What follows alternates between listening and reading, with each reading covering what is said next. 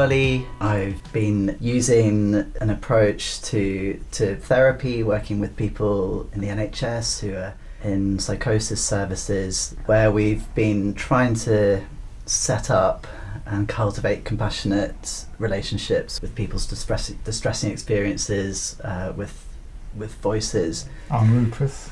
I've probably been involved with Hearing Voices groups since about 2001. I'm very interested in helping people change the relationship with their voices and hoping to share in these films different ways we might help people change the dialogue and understand their voices. My name is Elizabeth. My interest in engaging with voices comes from my own experience of hearing voices, coming across a different approach to hearing voices. One of the things I did was that I joined a peer support group for people who hear voices. I'm really hoping that with these videos we can support people, whether they hear voices themselves or they friends or family or working in a professional capacity. We can support people to think about how they can engage both with somebody who hears voices and the voices they hear. So for about 2 or 3 years we've been running a international peer support group over Skype for people who are interested in these ways of relating to voices. So we've been doing this every month for about 3 years, something like that. We've done a bit of training together as well.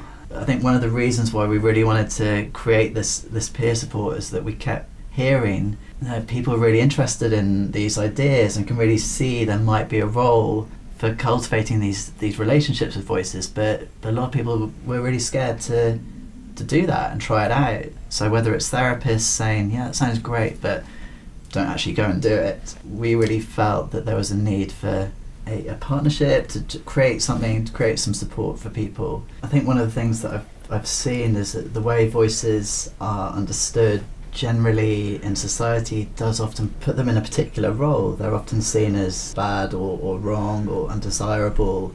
Often this sets up a bit of a particular type of relationship with them for people, where often they're trying to get rid of them or trying to suppress them or shut them out.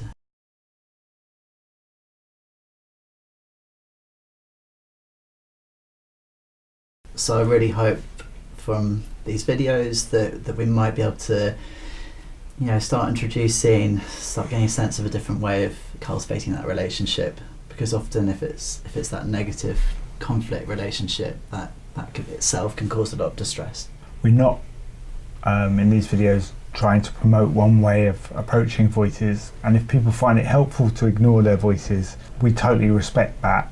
Different approaches works with different voices. So for me personally, that one approach works in one relationship with a voice, but it might not work in another relationship with another voice. It's not just only about what works for the person and in different situations, it's also what works in different relationships to different voices.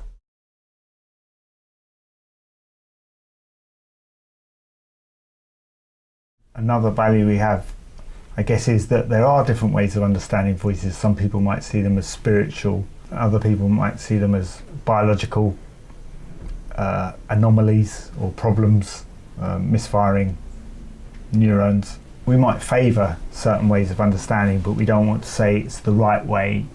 It's ways that we find helpful.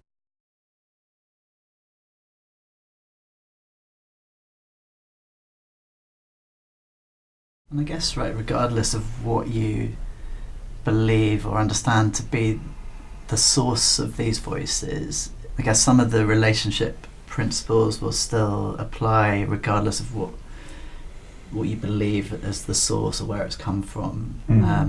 So we can still find ways of relating. One thing is taking what you find helpful and leaving the rest, but another thing is also you can adapt what we do. If you see something we're doing and you think it's interesting and you try and it doesn't quite work, there's no reason why you can't adapt the ways of working that we are illustrating. We're hoping to create more of a sense of network and support. We have a kind of approach that we're accepting towards voices, so we're not trying to get rid of voices. If we're doing training or working one-to-one or in groups, making that clear to the person and hopefully to the voices too, that we don't see our role as trying to get rid of voices.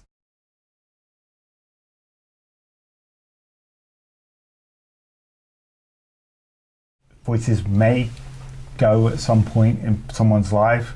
They may be temporary, or they may be around for some time, and how we're trying to work is trying to improve the relationship so that the person can get on with their lives and live more harmoniously with their voices.